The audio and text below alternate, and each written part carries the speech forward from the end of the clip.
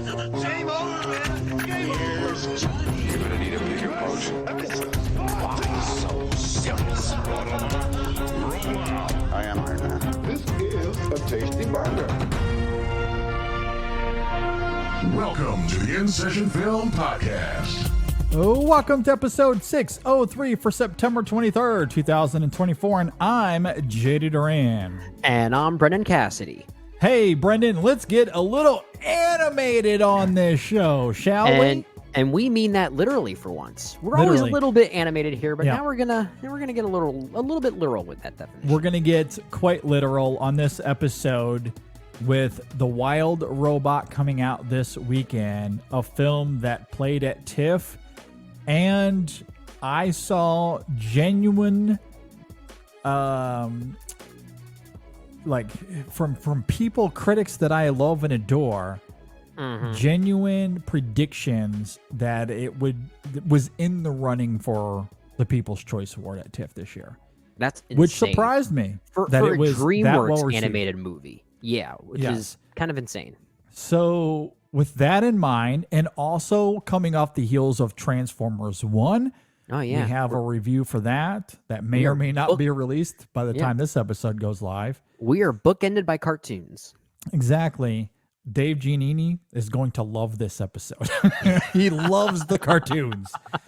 At any rate, he always calls him that with a little bit of snark. A little bit of snark. He likes poking that bear.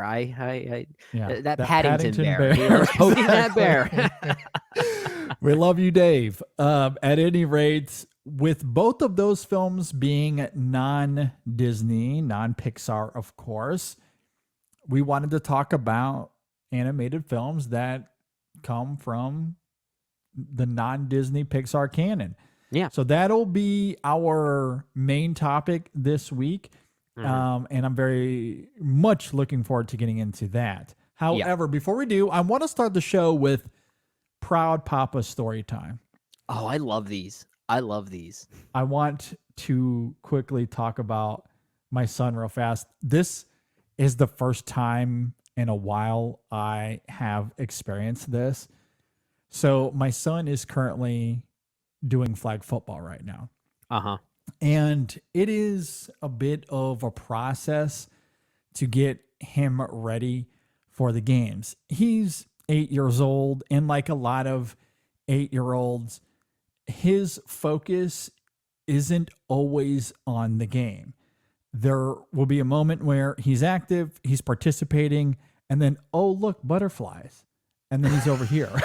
Okay, I'm exaggerating a little bit, but that's ultimately the process we have to go through with him. He's like the dogs from Up, Squirrel. He's a little bit like that as well. But I know there are levels to be unlocked. So sure, I've been working with him this season at home, trying to get him more into a sports mindset when he's out on the field. And it's been a little bit of a grind throughout the season, but he's shown progression. He's doing much better. And tonight was a payoff that I did not anticipate. Before the game, I had a conversation with him about staying focused. We're moving on the snap, and we're playing hard and having fun. In the first half, he has a couple of nice plays, mostly quiet first half. The second half of tonight's game, I have never felt a sensation of pride like I did tonight. That's cute. That's cute. A new feeling for me. I've, of course, been a parent since 2015 when Sam was first born, almost 9 years at this point. Sure. And I love that fatherhood, parenthood always offers something new as it goes. And tonight was one of those nights, because in the second half, he has a couple of incredible plays that I have never seen from him before out on the field. I know he's capable of it, but I have never seen him put it into action in a game setting. And there was one play I want to highlight in particular. And this is ironically a moment where the other team scores a touchdown. However, he is playing safety. So he's, in the back on defense. Yeah. And there's a moment where, and I have to give credit to the other team's coach because it was for 8-year-old flag football. It was really well schemed, where he has a receiver kind of run a crossing route right in front of Sam. Yeah. And so Sam, as you would expect, sees him and is like, okay, this kid is open. I'm going to move toward him in case that's where the throw goes. Sure. However, there was another receiver on that same side that's running a fly route behind him. Now, for those non-football sports people that might be listening to this, and if you're tuned out, I apologize, but I guess to bring clarity to it, your whole job as a safety is you are the last man back. Right. You're the last man back. No one gets behind you. You cannot get burned. No. That is your job. That is your role. No one gets behind you. Yeah. When he goes up to take the kid in the middle, he's exposed behind him. And that other player, which he expected a teammate of his to get, to be fair to Sam, there was a miscommunication because there was another kid over there that could have taken the other kid back. But still, ultimately, your role is to not get burned deep. So the kid gets behind him, catches the ball, has all this space to the end zone. And he's running down the sideline.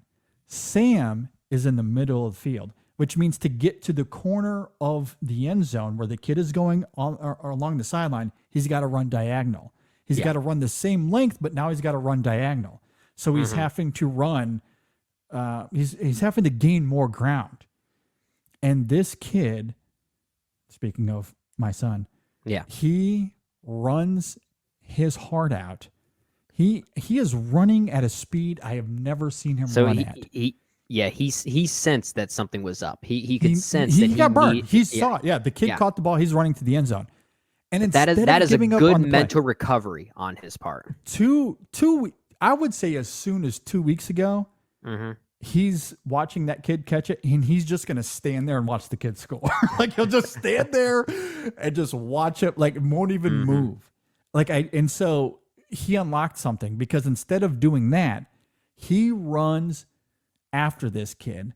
By the time he gets to him, he is a hair late. He's just a hair behind, but he had to run twice the distance to catch up to this kid because he's having to run at that angle. But he almost catches him. Like, he pulls the kid's flag. So in flag football, he did get the tackle. It was just a hair too late. Yeah. And and it was right in the corner where I was standing with a couple of other fathers for our team. Yeah. And I damn near lost it. Like, I was so thrilled can only to imagine see you that level of effort. High-fiving the other dads and just having the time of your life there. It's like, that's just even though the other team scored on this play. Like, so, and it ultimately ended up being the game-winning touchdown. So they lost the game on this play. But he showed an effort. He didn't give up on the play. He might have made a mistake. There was a miscommunication between him and his teammate, but he didn't give up on the play. He ran his heart out. He made the tackle. It was just a hair too late. And I couldn't have been more proud of him in that moment. It was good responsive defense, which is the way you're supposed to respond. I was blown away by the effort. And that's what I told him. I was like, you give that kind of effort on every play or in anything you do in your life, and no one can stop you. And the crazy thing, so like the rest of the game from there, he's all over the field. He's making tackles in the backfield. He's it's like a stick of dynamite just lit off in him or something. He was a monster the rest of the game, an absolute terror to the other team. Did he know that he did, like, even despite them scoring, did he know that he made the right move at the time? Well, in his response to it, because usually that's kind of like what fuels them afterwards when it's like, okay, I did something right. Now I've got the courage to keep doing what I just did. Yeah, we talked about it afterwards. I don't think he understood exactly. Like, I had to go over him, like, okay, make sure no one gets behind you. Sure. But in terms of what you're talking about, in terms of the effort, it did unlock something for sure. Because the rest of that half, he did put that kind of effort into the rest of the game, and he was an absolute monster on defense. That's awesome. And he even had a chance to score on offense at the end, but the quarterback just didn't see him wide open in the end zone. But he was wide open. He was there. He could have made a play. Gotcha. But he was unreal. And it's just an incredible reminder of the potential that people have. And, even though they might not see it in themselves, once it comes out, however you get there, it's like they become different people. Once that potential is, it's like all of a sudden it's like, now I understand this game. Yeah. Yeah. So it's, it was incredible. I mean, it's something that can happen in sports, but it can happen in life. Yeah. And it's something I'm going to keep going back to, at least in the next few years. Like, remember this game. Like, is this going to be like the new outlet for when we get to Inside Out 3? It's new core memories for parents as opposed to just children. Maybe. Who knows? Yeah. There's an idea for you, Pixar. You're welcome. There you go. Inside Out 3 is from the parents' perspective and no longer Riley's. Exactly. But it is a little bit of, I guess, what you see in Inside Out too, in terms of how she unlocks something new inside of her as it relates to her friends and even herself, I guess. But yeah, no, it was just fascinating to see, like, in real time, to be like, that's not the same kid from 2 weeks ago or even last week. Yeah. Now he's just got to do it every single game going forward. Yeah, that's what I told him. And I think he'll be able to, because like now he knows that he can do it. It's like he never realized he was capable of those things. Yeah. Or like how that actually plays into the mechanics of how the game's supposed to be played. It's like now all of a sudden that's starting to unlock. Yeah. Like I've geeked out on this show before in terms of the movies that we talk about. When you listen to our Transformers 1 review or anything we've talked about before with Transformers, I have the ability to get really nerdy on some stuff. And I probably will later on in this episode, to be perfectly honest with you. Yeah, yeah.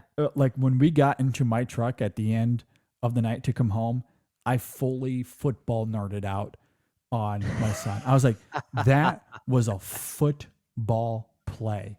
Like, you running that kid down the way you did to tackle him there, and then how you continued down, like, you were a football player tonight. You were a menace, and it was really fun to be able to have that moment. And you should have seen his smile, like he was all lit up. I would love to see that kind of speed. I would love to have seen that kind of speed on him. That's amazing. It was incredible. At any rate, thanks for indulging me as we begin this story. I was so proud of him. This concludes this segment of not just InSession Sports, but InSession Kid Sports. InSession Kid Tab. Yeah. I guess to begin, we're not going to spend a lot of time here because we have a lot to get to, but we'll of course continue our segment of is the parade on or off. And as we get to the box office for this weekend, I think we just have to continue talking about Beetlejuice, because this movie is just ridiculous right now. Like, it's just continuing to make more and more money every single weekend. Which is cool to see, especially for a Tim Burton film that feels more like a Tim Burton film than any other film of his in the past 10 or 15 years. So that's at least surprising. I think we talked about this when we reviewed the film, that it seems as though it was kind of an early release for a film like this that just has such a Halloween-like vibe. You would think it would feel more like suited for October.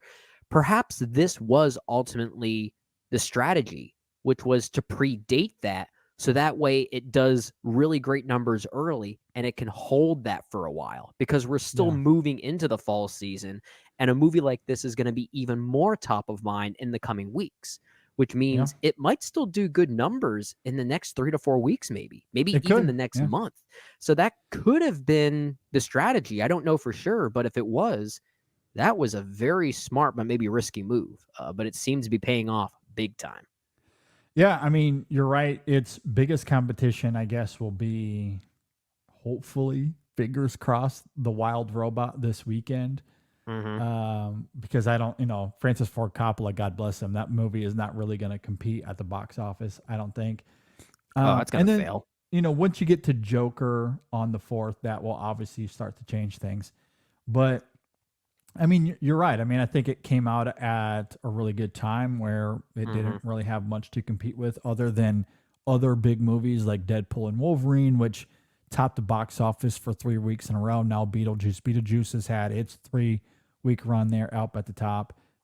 And so, yeah, I mean, its opening weekend worldwide, I think domestically it was 111, if I'm not mistaken. It was, yeah. And then it was closer to 145, I think, worldwide. 145 domestic or worldwide. Worldwide, yeah. Yeah, and then the last 2 weeks worldwide, it's topped the box office with 86 and 74 respectively, which pretty good for your second and third week. I mean, it's becoming one of Tim Burton's biggest hits, honestly. Yeah. I don't think it's going to quite do the same numbers as, let's say, Alice in Wonderland, which is really disappointing because that might be his worst movie. I know. But like the fact that a movie like Beetlejuice is now in the conversation as opposed to the likes of Alice in Wonderland, that's at least refreshing to see, because it feels like a Tim Burton movie as opposed to whatever else he's been directing for the past 10 years. Yeah, I don't even have a word for it. I don't have the energy to come up with something clever for it. No, that's very fair. So yeah, I mean, it's great to see Beetlejuice kind of have the run that it's had, and we'll see if that continues. And then you have Transformers 1, which perhaps disappointed. It's at 38 million worldwide. Through its opening weekend, 24.6 domestically. It needs to have some legs here to be profitable. We talked about this in our review of Transformers 1 for those that want to go and check that out. But I guess to reiterate for those that haven't, especially if this comes out before that review is released. But what we talked about was this could be the 2024 version of Elemental, right? Because the film has an 88% on Rotten Tomatoes. It has a 98% audience score there as well. So people are really liking this film, critics and audiences alike. There is inevitably going to be positive word of mouth. Does that do enough to get more people to the theaters in the coming weeks? I guess we'll see. But the roots are there. The foundation has been laid for that film to slowly but surely climb its way to being a success story a la Elemental. And I think we've seen things like this happen before when a movie is somewhat mismarketed. Like the trailers tend to promise a very different movie than it actually is, and that tends to affect really just the opening weekend most specifically.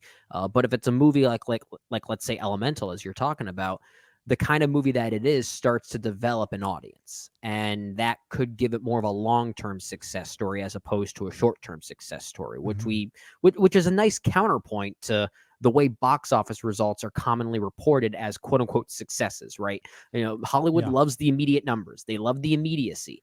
But in a case like Transformers 1, I think this could be the other side of that conversation, the other side of that coin. And that will be hopefully good to see, because as we talked about in our review, we like the movie.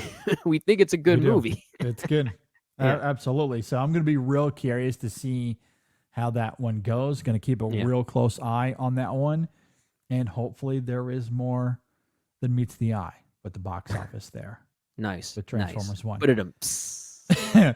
Another one I'm curious about. I don't know when the transition from theater to movie will be. I don't know if you know those details. I honestly haven't looked, but I'm curious about the substance. And I don't know if my experience with that film is going to be indicative of everyone else's or how it will transition to the box office over the next couple of weeks. But the reason I'm curious about it is that, so I went to see this movie. We'll do a review for it later on this week. It was a packed theater. There was not an empty seat in my showing. That's incredible for a movie like that. Absolutely. Now, granted, it wasn't the large IMAX theater. No, but I'm guessing it wasn't like the 13-seated no, indie exactly. theater. It wasn't terribly small either. It was one of my local AMC's is where I went to see it, or Regal, perhaps. Okay. Either way, one of the bigger chains. And there was not an empty seat in my theater. People were engaged. They were gasping. They were awing. It was one of the more electrifying experiences of the year in terms of the theatrical experience. Okay. It was really incredible to see. Now, it's of course this small indie weird body horror film that premiered out at Cannes earlier in the year. And there's not a ton of marketing behind it aside from those that have seen it yelling at people to go and see the film. But there's certainly been plenty of that. Sure. So there is a lot of word of mouth. Does it inspire people to go to the theaters? I don't know. At this point, it's only made $3.2 million, which isn't anything crazy. There hasn't been much in terms of an international release, and I don't know what that is going to look like as far as its distribution goes. I know Mubi is handling the UK and the United States, and there's a different distributor for France. Anything beyond that, I'm not really sure. I'm not really sure either, because this is an interesting situation, because for a while this wasn't even Mubi's film to distribute. This used to be for Universal Pictures, if I'm not mistaken. That is correct. They Yeah, dropped I am it. reading They that here. dropped it Yeah. because they didn't really, from what I understood, they didn't really know what to do with it or how to market it. And I don't blame them now that I've seen the film. It is a very difficult film to market. Yes. Sure. Yeah. Yeah. So, Unless so you they kind probably of lean thought, into its craziness. I mean, which yeah, don't but know. that's the thing. They probably thought to themselves, we don't want to invest money in marketing this. This just feels like a money waster for us. So Yeah. there was a distribution transition that had to happen. And, kudos for Mubi for taking it on in the way that they did. But yeah, I'm not really sure what that's going to look like as far as further distribution is concerned, given the fact that Mubi is a streaming platform. So And I'm not that's really sure. where, and again, it's somewhat like when an Amazon takes on a film, because sometimes those do make it to theaters first. Yeah, or Netflix when they try to Or get qualifying Netflix. runs for, let's say, the new Martin Yeah. Scorsese movie that he did, like The Irishman, for instance. Like they'll do qualifying runs in that way. Yeah. According to what I'm looking at here, the budget is labeled here at 17.5. I don't know if that includes the 12 million that Mubi paid for the rights to this film. That might be included. I really don't know. Yeah. But that is a significant amount of money for a film like this that might not play in theaters all that long. But that's why I'm curious. I bring it up because I'm curious if Mubi wants to try to recoup some of those assets by keeping it in theaters, letting the word of mouth, maybe having some more viral marketing if they can activate that. Yeah, they're in a long legs kind of way, perhaps. they're probably thinking of two things. They're probably thinking that it's going to be a movie that has some longer legs, as you talked about there with long legs, coincidentally, or if it's going to be one of those films that has more word of mouth towards the end of the year when it comes to awards runs. This was a huge hit at some of the film festival circuits, winning. It was actually very well received at Cannes, where I think it won some acting awards, or the screenplay award, I think is what it won at Cannes. But it did get some other nominations. So I think they're expecting some awards qualifications here that could carry it further, even just beyond the fall season.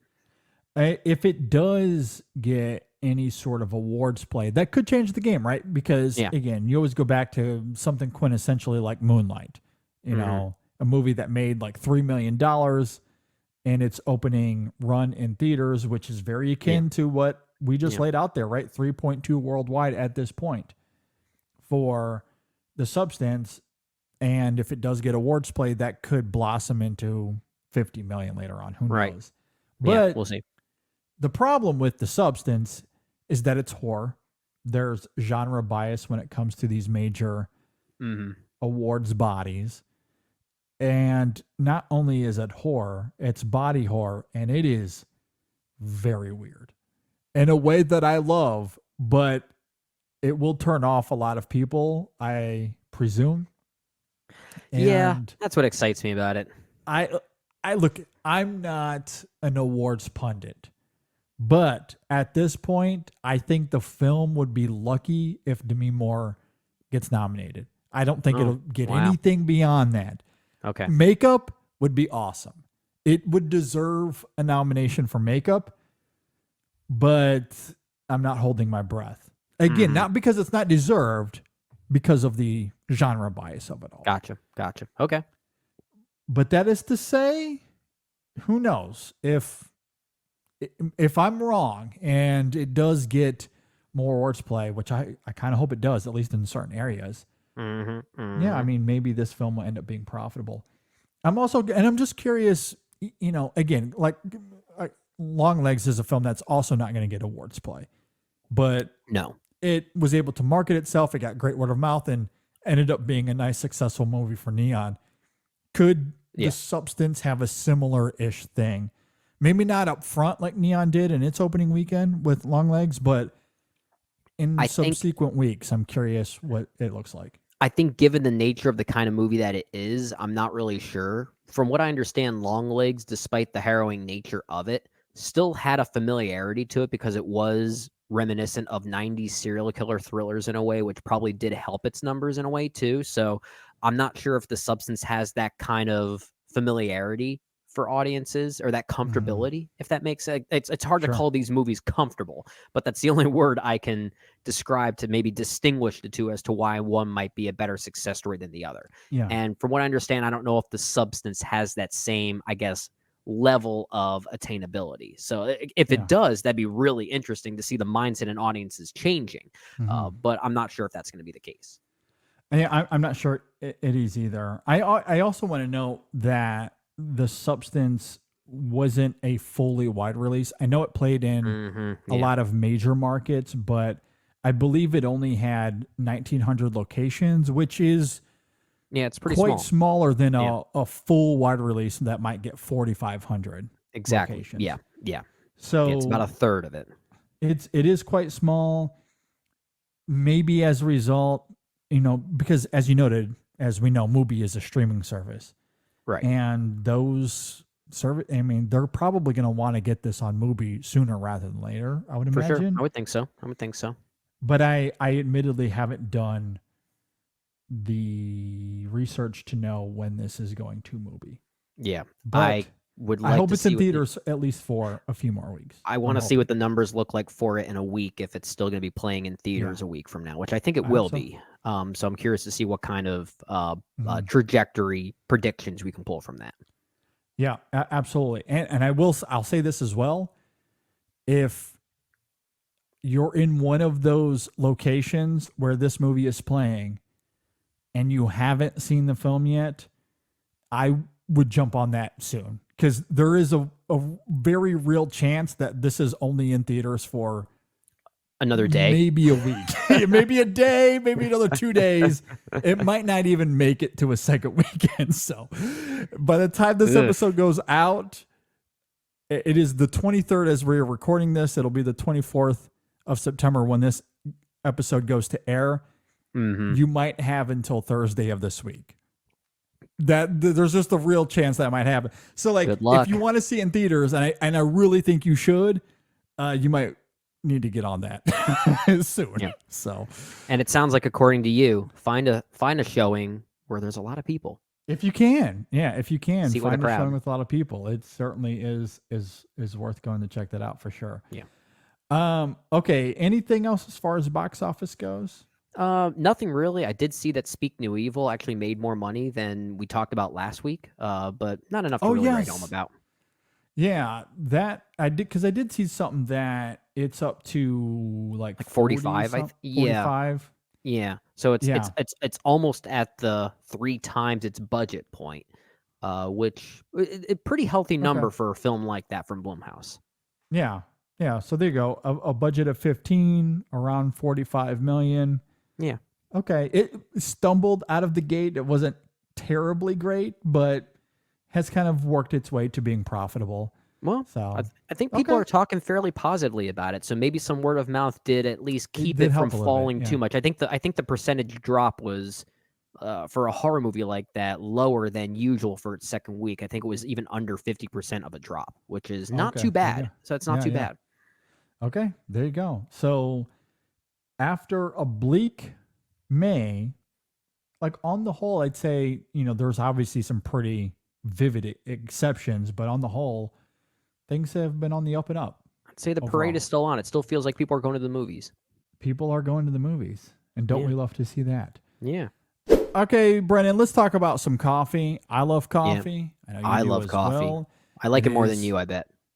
Yeah, I don't know about that. I live and breathe for this thing. You know that you've become an adult when you start having coffee wars with another I know. person. Yeah. I drink at least 3 cups a day, depending on Okay. the week and what's going on.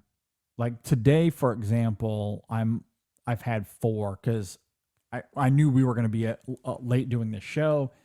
So I am one of those weirdos that had some coffee like in the evening ish when you're not supposed to. Yeah, I But- can't quite do that. I'm more of a tea guy when it comes to that hour, but there have been times where I've That's had fine. no choice but to Yeah. rock a cup of coffee late at night if I'm only under like 3 Yeah. or 4 hours of sleep. Yeah, I mean, for transparency, Brendan and I do record these kind of late, and sometimes, again, depending on the day, but sometimes it really helps me go. So, like, I Yeah. really do need it. And, Yeah, and even when we're drinking coffee this late at night, we still want it to taste good.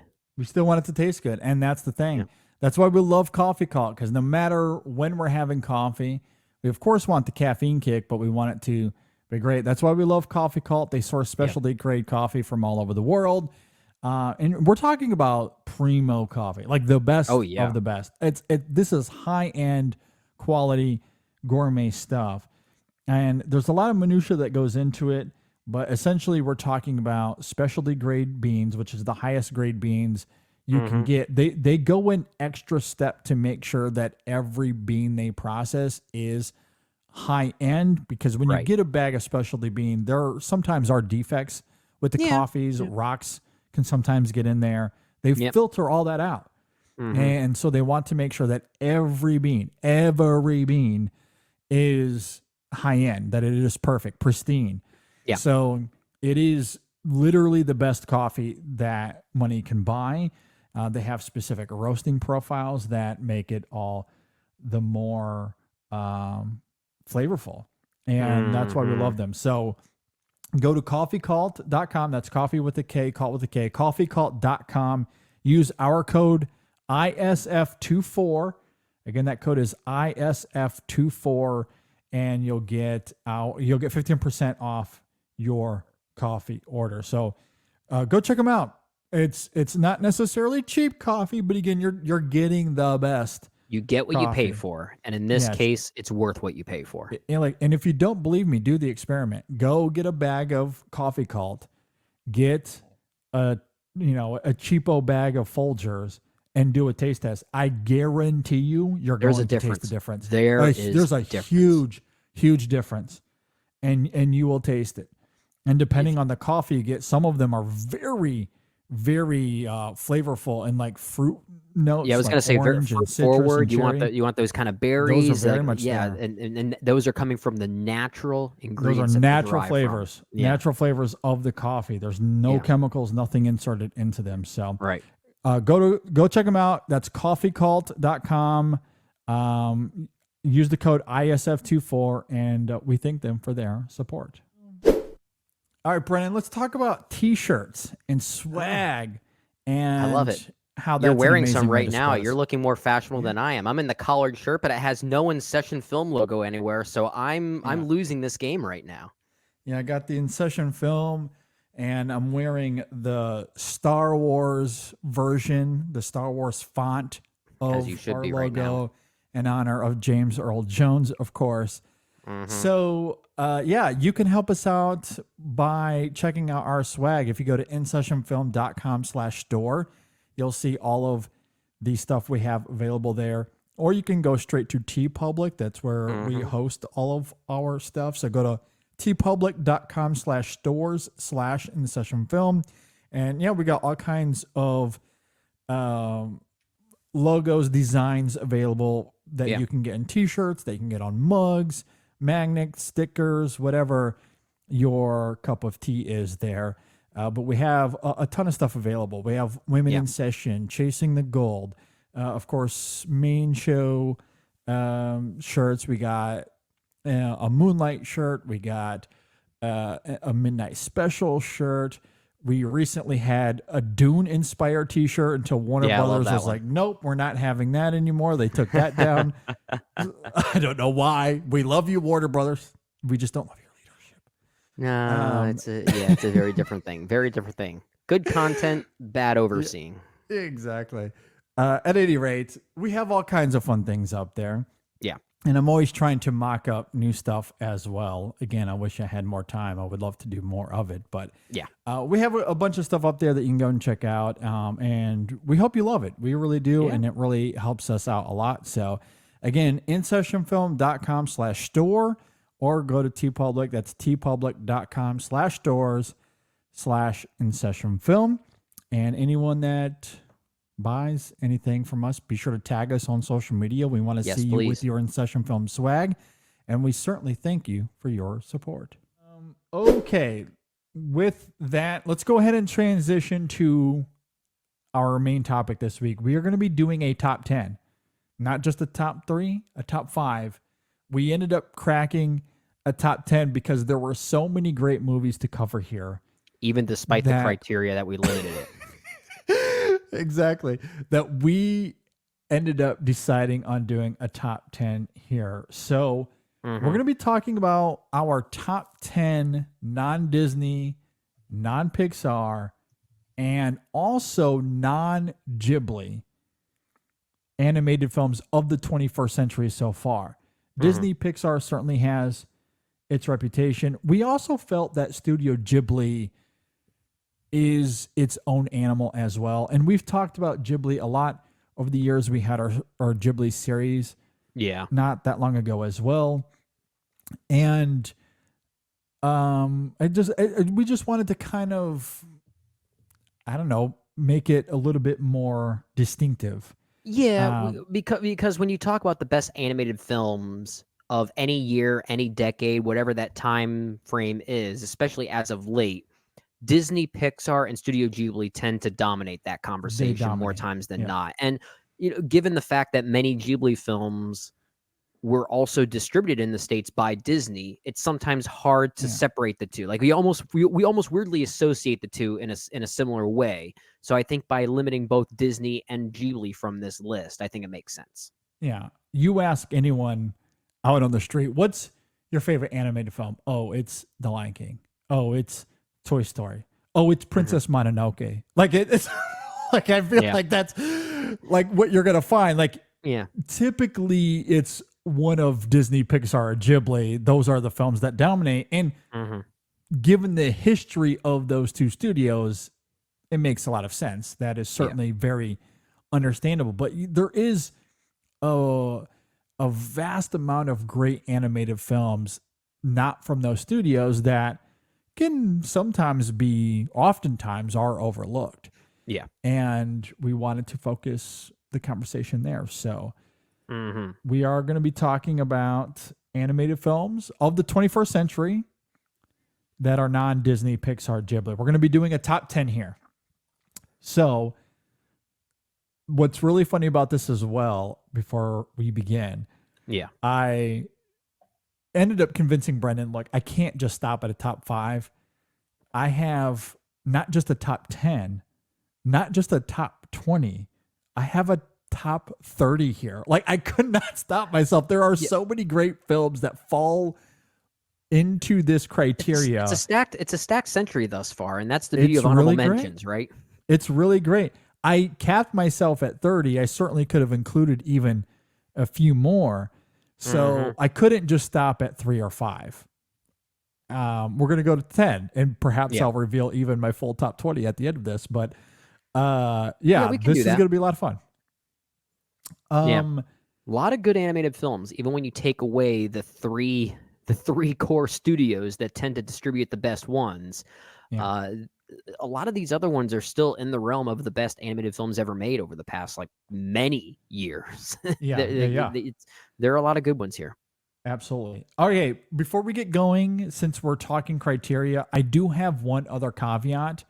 Okay. I am only including full features just to make it more uniform for my list. So I'm not going to include shorts here. So That's something fair. like The World of Tomorrow, which many people claim is one of the best animated films of the century so far. Yeah, Perfectly that's fair. understandable. It is an That's fair. excellent film.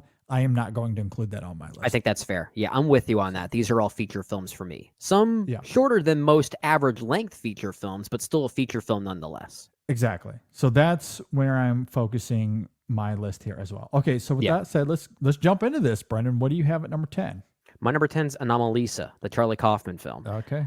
Which I think I like more than you. And honestly, it's a Yeah. film I think I've only seen that one time that it came out. What year was that? 2013? I'm totally blanking on the year now.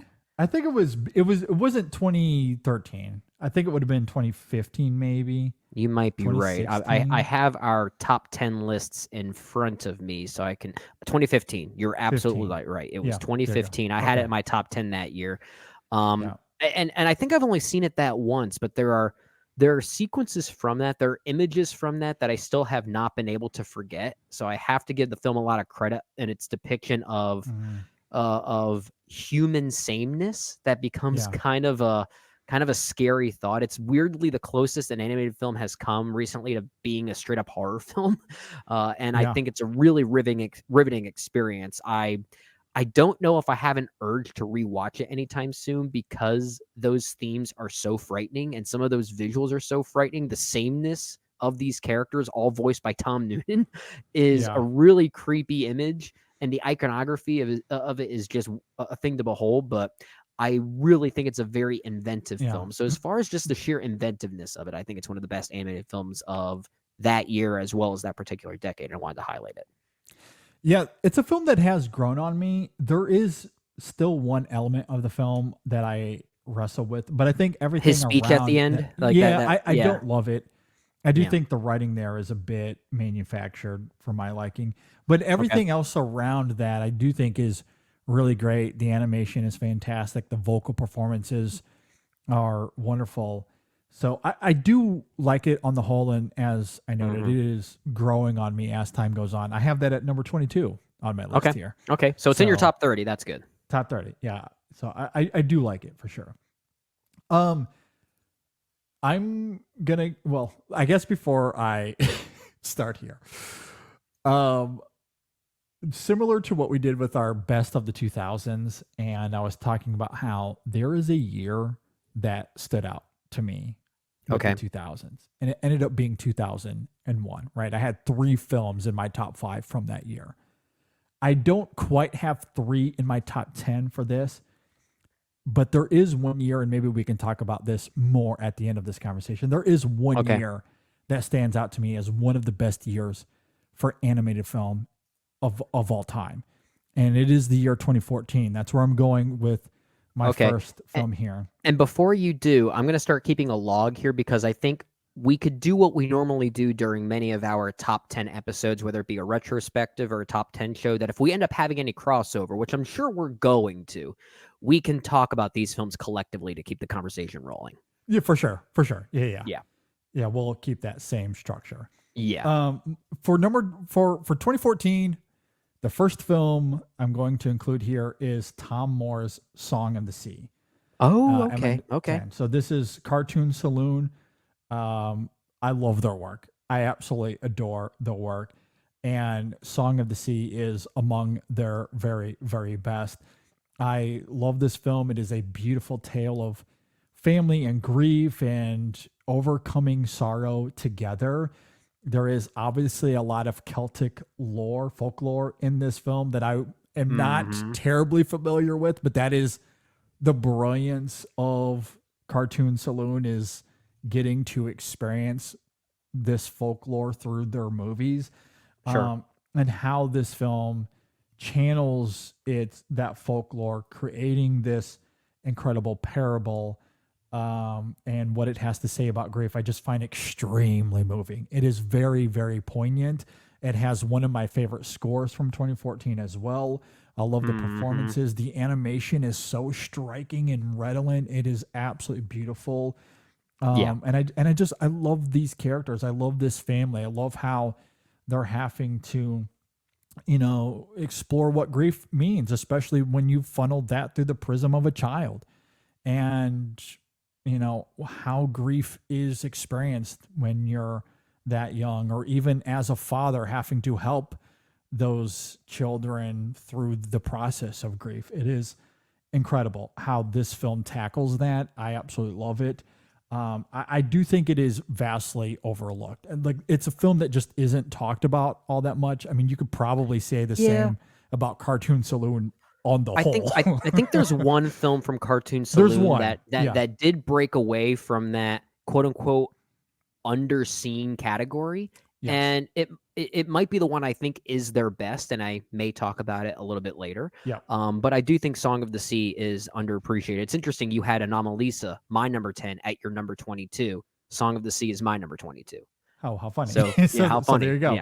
Yeah. No, I love this film. It is really, really beautiful. And I think while it's not quite Cartoon Saloon's best, I do agree with you there. I do think it's quite close to that though. And it's extremely fascinating. And I just absolutely love it. A striking movie emotionally that I hope more people catch up with. And it certainly adds to what is just an astounding year for animation in 2014. For So, sure. my number 10 here. Yeah. That's a good one there. That's a good one there. As we make my way to my number 9, I think this is going to be in your top 10. So perhaps we can talk about this one collectively. Okay. I think we need to at least have one film representing Leica Studios here. Okay. So let's go ahead and talk about Kubo and the Two Strings. I have this at number 9. Do you really have it at number 9 as well? How about that? How funny is that? So yeah, we could definitely talk about that collectively here. Yeah, I think this one's great. You could talk a lot about how Leica is one of the more inventive studios working today, especially in the world of stop motion animation. Stop motion, yeah. Yeah, and there are other stop motion animated films I may talk about in my list outside of just the ones from Leica. Those definitely seem to be the most commercially successful, the most recognized ones. But Kubo and the Two Strings, kind of what I like about it is, and this is not a knock on stop motion animated films such as Coraline, or even before that, movies like Corpse Bride and The Nightmare Before Christmas, which clearly aren't from Leica, but for a while, that type of animation almost had this kind of gothic sensibility. And Kubo and the Two Strings breaks away from that into something very, one of the most epic fantasy films of that particular year, in many years, honestly. Sure. It's a very exciting film. I think when we reviewed it back in the year it came out, I compared it to something like The Legend of Zelda. Or at least I think I said that I want Leica Studios to tap into that franchise. If any studio is going to tap into that Nintendo property and make a movie out of it, I just love the visualization of it, and the way it deals with finding family is very poignant in the long run. So I think it's a very good film for sure. Yeah, no, I'm with you. I love the animation of it. The stop motion, stunning. It like every frame is just absolutely incredible. It's a painting. I love the gothic nature of it, as you're talking about. It's a really rich film, not just in terms of its dazzling visuals, but as you're talking about its themes, its emotion, what it means to be, what it means for family. It is quite provocative in that regard. There's some great symbolism behind the two strings at the core of that film. What that means for Kubo, I think that's quite brilliant. There's an aspect of the spiritual world, how that is incorporated in the story, that I think is really great as well. Love the characters, love the performances. I was deeply moved by Kubo and the Two Strings as well. I really like Leica Studios. Coraline is also really great. I do think Kubo is their best movie, though. I think so too. Yeah. I think Coraline's a close second, though. It is, no, I agree. Coraline is really great, and it's definitely one that I go back to as well. But there is something about the craft of Kubo and its emotional and thematic nuance that it just sticks with me. I'm with you. I think it's great. I can't wait to see it again. Absolutely. All right, let's move on to number 8. What do you got at number 8? My number 8, again, I want to find ways to reflect either a certain studio, a certain filmmaker that we don't often associate, or we do often associate as some of the best animators or animation studios of the 21st century, but sometimes they get a little lost underneath the Ghibli, Pixar, or Disney shuffle. One of those filmmakers who we sadly lost too soon was Satoshi Kon. And the film I'm going to highlight here at my number 8 is Millennium Actress. You've got to be kidding me. Is this also your number 8? This is also my number 8. We did not share. We did these not do lists this, guys. beforehand. We promise you. We've joked about how JD and I have the same brain. And this is evidence of that. I don't know if this has ever happened where we've done a top 10 and we're just going one by one here. I'm looking at my list now. I wonder if this trend will continue. This will be interesting. Perhaps. Okay, well let's just go ahead. This is also my number 8. Not even kidding. Oh, this is cinema. This movie is cinema. It's so good. Yeah. Yeah. You know, when we talked about this, this was 2003. I think we did this for that particular retrospective. Yeah. For us in the States. Yeah, I know it came out in 2001 in Japan as well as a few other markets overseas, but we in the States got it here in 2003. So we talked about it for that particular retrospective. Yeah. The movie is cinema. It's a celebration of cinema, Japanese cinema more specifically. It riffs on many great filmmakers like Akira Kurosawa at times. There's a sequence that feels directly ripped from Ron, which I really appreciated. I think just as a story of artists, you know, in constant pursuit of that art, that they almost create this like haunting mirror image of themselves that they can't disassociate from. It makes for a really fascinating allegory as an animated film. And it proves how sometimes these allegories that could be very on the nose and blunt are sometimes really best suited for animation because they could be visualized in really interesting ways that add new nuances that you just can't do in live action. I think it's a great example of that. It's a wonderful film. I agree. I think what's so great about it is how it's this gorgeous film about love and memory, legacy and determination, how all of that is painted as a portrait of one's life. There's such a heftiness to that in the film, in particular with how it blurs memory and emotion and how that can, I guess, give us this sensation when we look back at the end of our lives that is full of fondness and sorrow. And there is a lot of that in Millennium Actress that I think is great. And you couple that with just how evocative it is visually.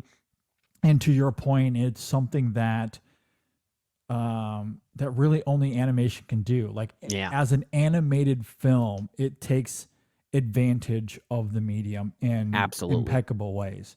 And the performances are really great. It's fantastic. I love this film as well. I can't remember exactly where I had it ranked on that list, but I do love this film. I can quickly tell you if you're curious. I don't even know if you had it in your top 10 for that year. I know I didn't originally. Let me see if I can pull up my kind of. I'm trying to remember. updated Yeah, list. I don't have your updated list after we did our best of the decade episode. I have it at 13. Okay. 13 for 2003. Okay. But yeah, I mean, I do love it. I mean, it's a lot of not good other that films it's from that lesser than any of the films above it. I mean, that's just some really great films kind of in the upper echelon of that year. But that's the beauty of this film critic exercise is ranking things. That I know. Just because something it's not in your top 10, Judy, that means you hated it. Yeah, I mean, I have it at 13, but look, when I look at some of my films, particularly at like 7, like I have The Station Agent at 7, Mystic River at 8, In America at number 9. I love those films. Do I love Millennium Actress as much as those films? Absolutely, I do. Yeah. I could interchange those easily, and not lose sleep. So, the lists are what they are, and obviously math is what it is. But when we're really talking about the films, and if you want to compare how we feel about those films, I love them the same. And that is, ultimately what this comes down to. It's the art and the craft itself. How does a film move you? There's no mathematical formula there.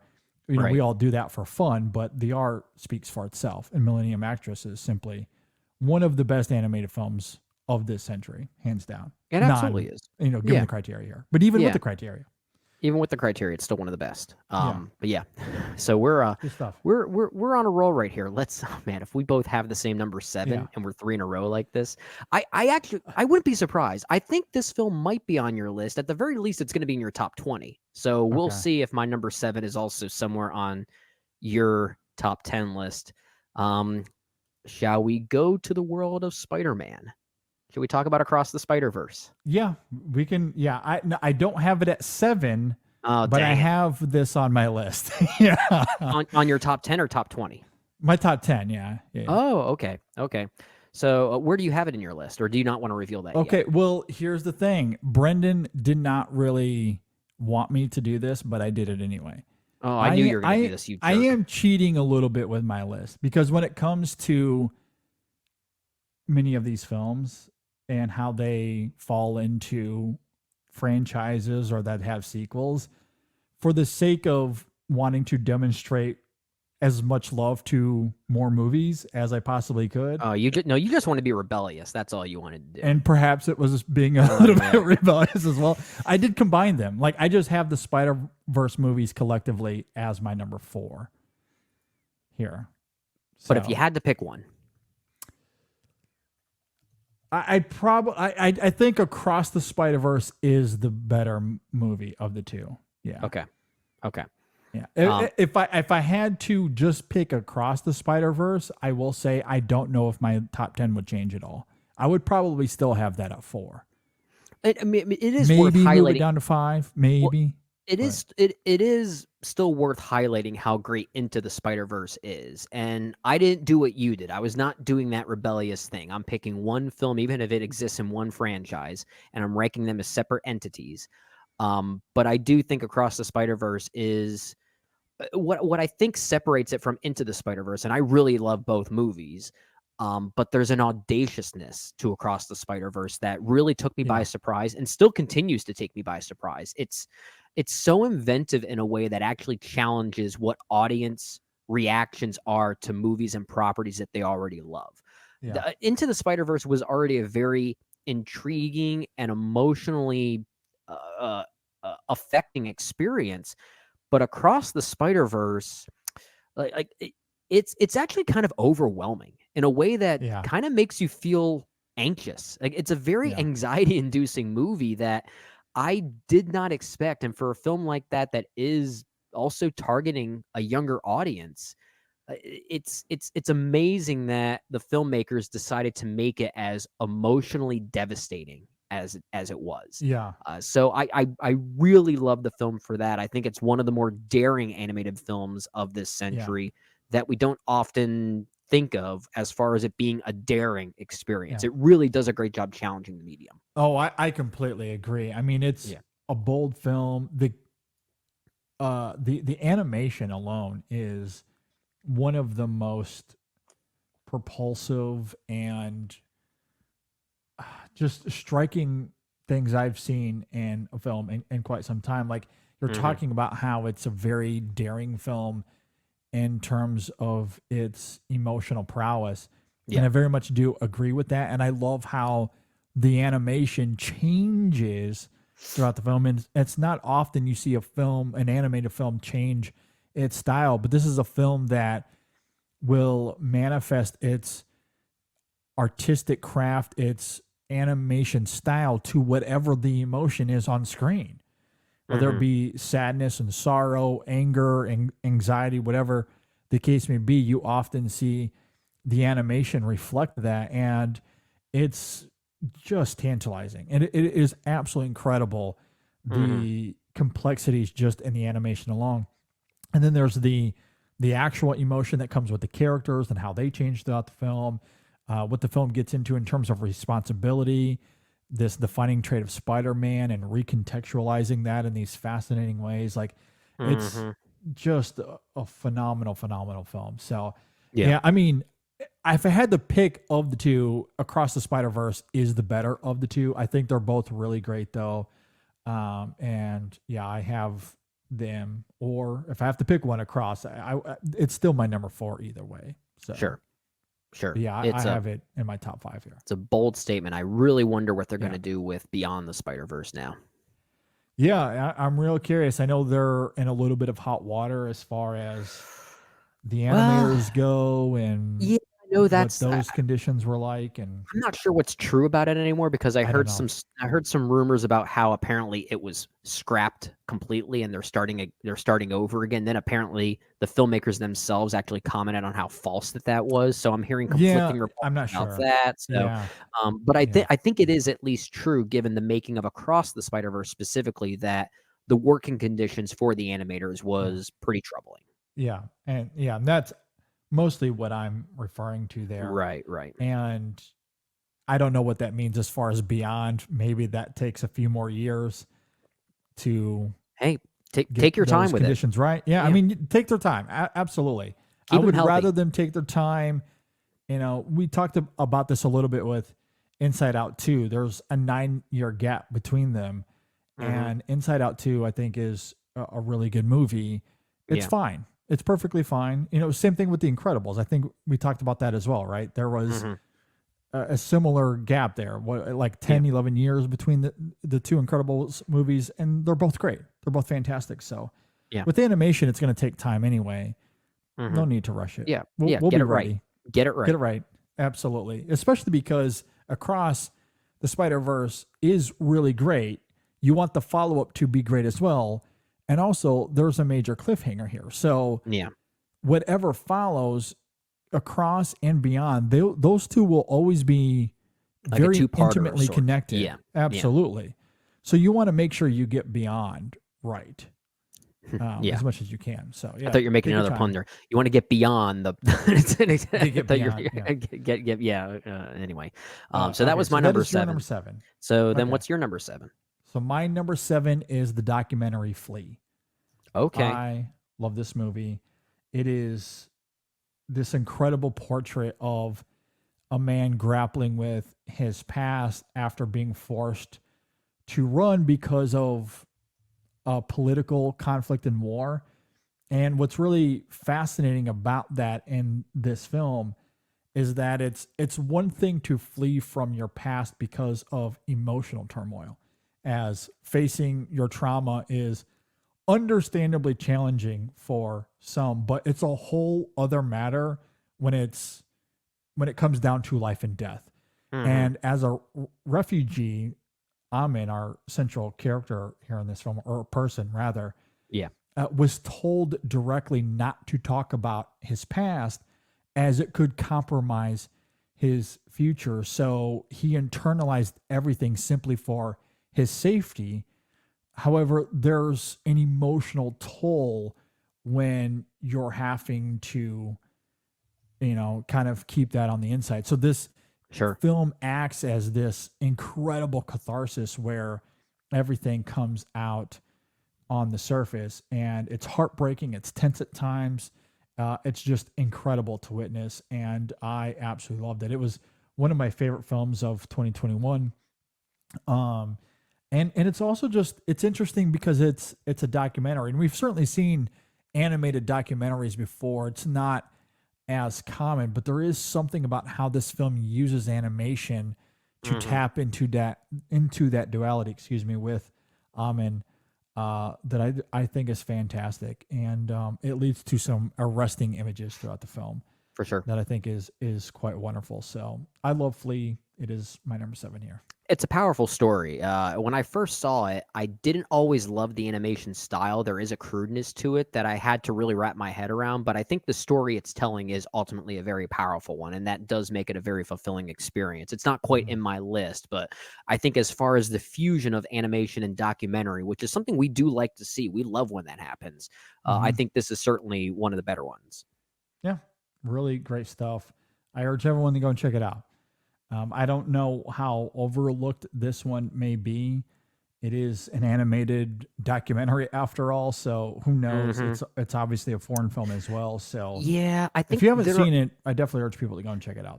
I think there are other examples of that fusion of documentary and animation that still seem to be more popular than something like Flea. I think people might tend to gravitate towards something like Waltz with Bashir as maybe one of the more premier examples, but I think Flea is still a very powerful one. Yeah, I agree. I mean, I think this is a better movie than those examples, Persepolis being another one.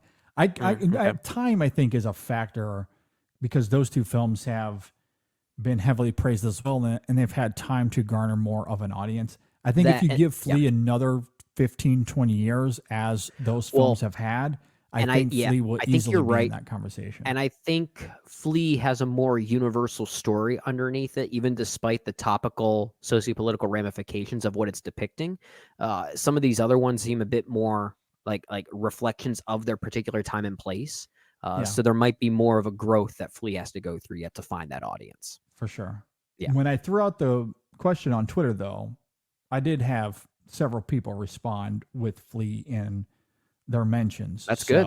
It's interesting. In the critic sphere, it's certainly there. I don't know if it goes beyond that, but I do hope people catch it if they haven't. Gotcha. So, yeah, same here. Okay, so we're to number 6 now. What do you got at number 6? Number 6, my number 6 has got to be on your list somewhere. It's got to be on your list. It's Mr. Wes Anderson with Fantastic Mr. Fox. I have it at number 3. Number 3, okay. For a while, it was my favorite Wes Anderson film until we did our 2001 retrospective and talked about the Royal Tenenbaums. So now this is now my number 2 Wes Anderson film, but I still think it might be his most rewatchable film. Just as an experience, as a pure comedy, I think it's incredible. It's a ride. It's an absolute ride. Yeah. It's weirdly one of the better Ocean's movies, despite it not being an Ocean's movie, given the like the heist like dynamic of it, and also the George Clooney of it all.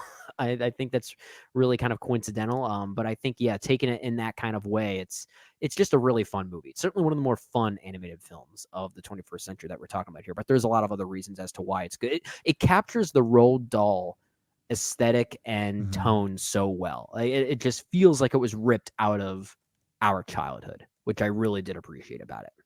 No, I completely agree. I mean, this is Wes Anderson at his most Wes Anderson-y. And I feel like you can say that about a lot of his films, so maybe that is a little derivative. But I really do feel that way about Fantastic Mr. Fox. There's something about the stop motion medium that works superbly with Wes Anderson's aesthetic and style and quirkiness and energy. I just absolutely love the combination there. And as you're talking about, this film is very funny. The banter is fantastic. Whack bat. The dialogue, everything about it is just whack bat. So good. It's just whack bat's the greatest sport ever made. Yeah, it's really great. The story, the themes of it, it all just kind of quintessentially comes together. There's so much to the film about, family and loyalty and survival and identity. Like it has all of that is there, but I guess in typical Wes fashion, like it's just so infused with memorable characters, memorable sequences, these moments that just stand out vividly as giant works of entertainment that like you can walk away just as being thoroughly entertained as you could be taught, like analyzing its themes and symbolism. It's just fantastic. And so I love it. I mean, there's so much to admire and take away with Fantastic Mr. Fox. It is my number 3 here. I often imagine when we disagree with each other, it's more or less our own version of, are you cussing with me? You cussing with me? Exactly. Well, who the cuss are you? I know. Yeah, don't cuss with me now. Oh man, Fantastic Mr. Fox. It is so good. All right, so you're number 6. Is that his most rewatchable movie? I think so. At least it is for me. The Royal Tenenbaums might be my favorite of his, but I wouldn't call that his most rewatchable film. Yeah, same. If we're ranking his films just based on pure rewatchability, I would put both Fantastic Mr. Fox and the Grand Budapest Hotel as probably Budapest. 2. Yeah, that's up there as very rewatchable. It's definitely those two. I think those are his 2 most rewatchable films for sure. Yeah, no, I agree. Okay, so that is your number 6 then. Yep. So you're number 6. All right. Let's talk about this guy right here for those watching. Oh, Guillermo del Toro, baby. Guillermo del Toro's Pinocchio. Yeah, man. Love del Toro. love his rendition of Pinocchio. And I think what's really great about it is how it's in great contrast to Disney's Pinocchio, which is one of my very favorite Disney animated films. Easily in my top 5. Yeah. Honestly, it's an all-timer for me generally. Like when we're just talking about animated films of all time, Disney's Pinocchio is certainly up there for me as well. And as much as I love it, I think what's really great about Del Toro's Pinocchio, I mean, you recognize the bare bones narrative of this film in comparison, but generally they're two very, very different movies. Yeah. And I love not just the animation style, that in itself is distinctive here with Del Toro, the production design, the music is gorgeous, but like just the narrative mechanics and how the story goes about Pinocchio learning what it means to be human. And I love how it also taps into fatherhood in a new and different way. I love how all of that is established here. I mean, again, despite the stories being essentially the same, you watch them back to back and they feel like two different stories to me. And that's the beauty of that fairy tale, is that it's it is. It really is. You can get that same story 3 different times by watching Disney's Pinocchio, Guillermo del Toro's Pinocchio, and then Steven Spielberg's AI. And you have three different iterations of it. That's pretty much what it is. Yeah. And you really do. Those are 3 very different experiences despite having a similar-ish foundation. Sure. So yeah, I mean, I just find that brilliant about the film. It is breathtaking to watch. Yeah, just absolutely gorgeous. I love it. So yeah. Del Toro's Pinocchio, my number 6. And certainly carries a lot of the traditional Guillermo del Toro isms by having its backdrop be basically a war film, especially from the mindset of a child. Yeah, exactly. The setting, the backdrop. There's more of Geppetto in this as well. Again, going back to that. Like, I do love the inclusion of Geppetto in the Disney version as well. I think it is heartfelt. It's sincere.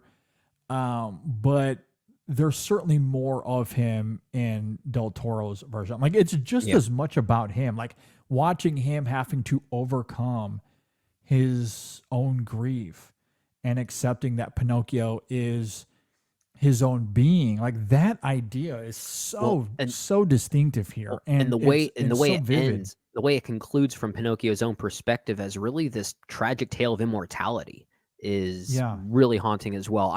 I don't have this in my top 10. It's actually at my number 13, but I at the same time I think it's one of Guillermo del Toro's best movies. I agree. I think it's really, really good. Oh my gosh, yeah, I love it. Absolutely adore it. So, yeah.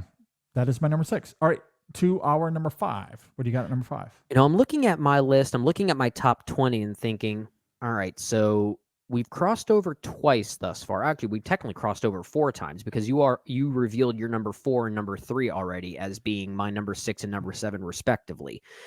There are other films I know you're going to have here, so I think our number 5 might be exactly the same once again. Okay. My number 5 is Wolfwalkers. My number 5 is Wolfwalkers. I knew it. I knew this was going to happen again. That's not just 3 that we crossed over on in the exact same spot. That's wild. Absolutely wild. That's incredible. But I mean, we kind of alluded to this already. You had Song of the Sea at your number 10, and you also did openly state that Another Cartoon Saloon was your favorite. And I knew it was going to be Wolfwalkers, so I knew you were going to have this somewhere else on your list. And I'm with you. I do think this is Cartoon Saloon's masterpiece thus far. Yeah. It's the mythological vibrancy of it all, the musicality of it, just the sheer vibe of it and how it's so drenched in Irish tradition. It certainly feels the most cultural of any of their films, and I love what Tom Moore and Ross Stewart are doing. You had a great interview with both of them. I did. That was a quite some time conversation. Ago. I wish I was there. They seemed like really fun people to talk to, and they were very proud of their work, as they should be. But I love the utilization of Celtic myth here to tell this beautiful story between two young girls. I think it's really quite great. The friendship packs a punch between Robin and Maeve. I believe that's how that's their character names, if I'm pronouncing them right. But I do think it's great, and I do get that song stuck in my head every random time. Running with the Wolves tonight. So good. That's a catchy number right there. Oh gosh, what a sequence in that film. Yeah, that was one of the best scenes of that year. We still need to come up with a name for their Irish mythology family trilogy. Like Song of the Sea, again, I think is really great. I have that at number 10 here. I think it is one of the best animated films of the 21st century. And The Secret of Kells isn't in my top 10, obviously, but I think it's also quite very good. I mean, that is one of the more underrated, not talked about enough trilogies of modern cinema. I mean, that is a really phenomenal trilogy that deserves its own name, and it currently doesn't have one, and I think we need to give it one. So that's something we need to come up with. But Wolfwalkers on its own, I completely agree. I mean, the relationship of the two girls, the animation, it is stunning. It is so evocative.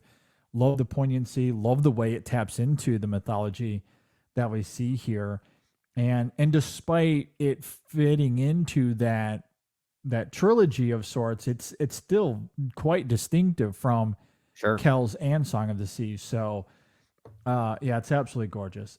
Love this film. It's certainly one I keep going back to. Just phenomenal stuff here. I mean, the way it taps into religious fanaticism is really great as well. There's a spirituality underbelly that is really proficient in the film as well. Yeah, and I know we're not talking about Studio Ghibli here, but the way it calls upon nature versus man is very reminiscent of Hayao Miyazaki in some ways. Certainly a thematic idea that he has tackled before many times.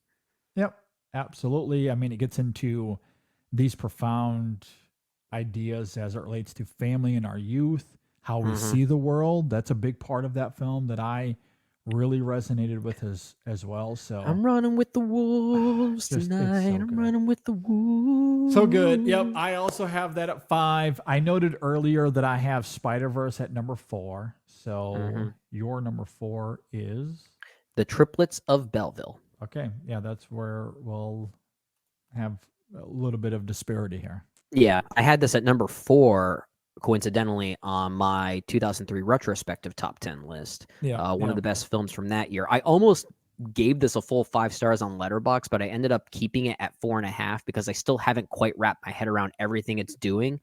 But it's just one of those movies where you find yourself saying, "I've never seen anything like that," which deserves a lot of praise in and of itself. But I do think what the film is getting at, as far as the relational dynamic between child and grandparent, which is something we don't always see. It's always between parents and children, usually, but between grandparents, I think that's something we don't see nearly as often as we should.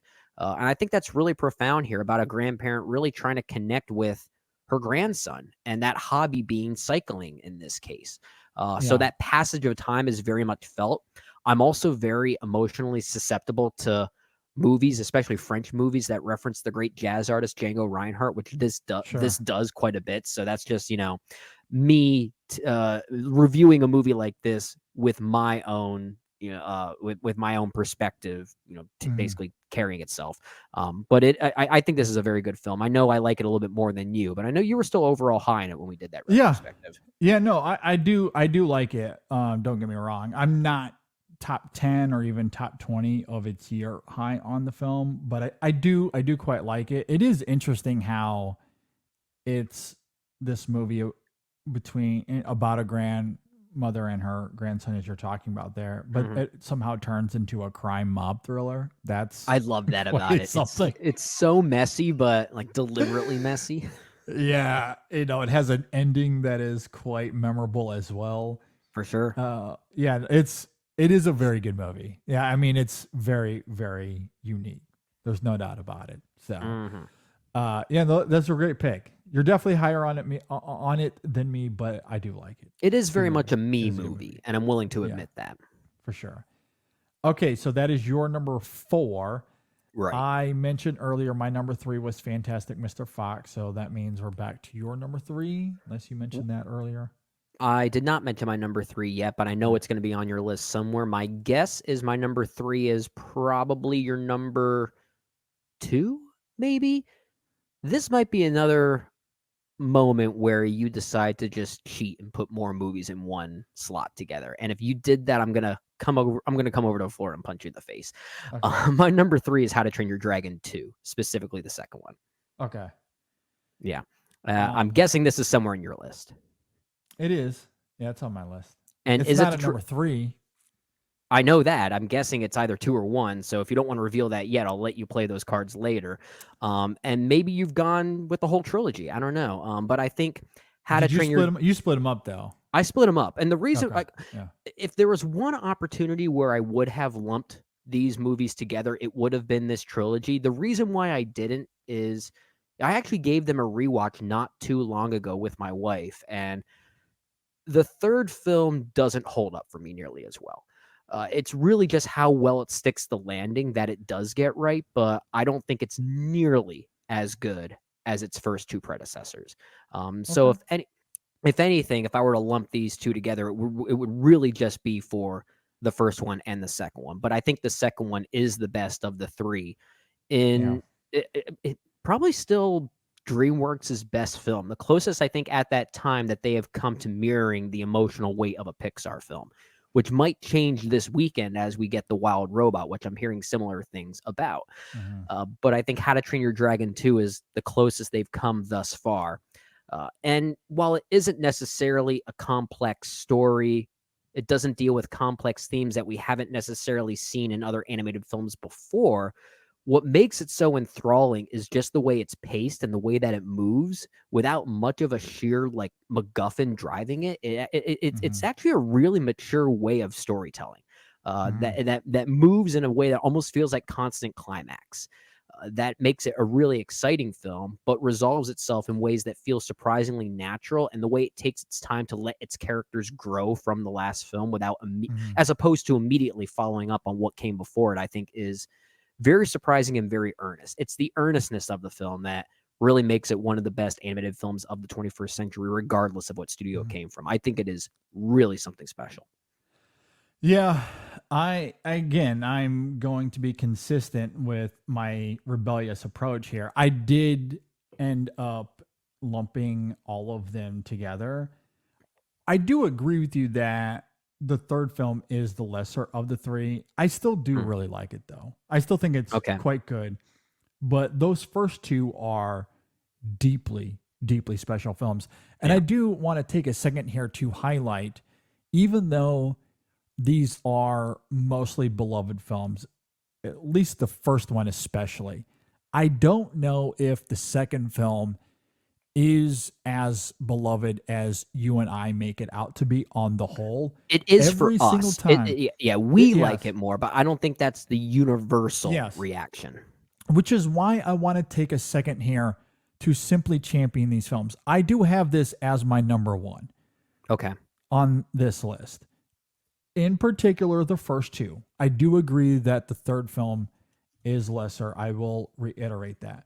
But the first 2 How to Train Your Dragon movies are 2 of the best animated films of all time. Full stop. Period. End of conversation. No debate to be had, although I'm willing to engage in a debate. But I can tell. Yeah, you're opening the door to bring people in. I want to champion these films. Again, I put out the tweet earlier today. What are your favorite non-Disney Pixar films? We got a fair amount of responses from people. Very few had How to Train Your Dragon. Either one. Either of the first 2. Interesting. There were a few, but not nearly as many as I think there should have been. Those films are astounding.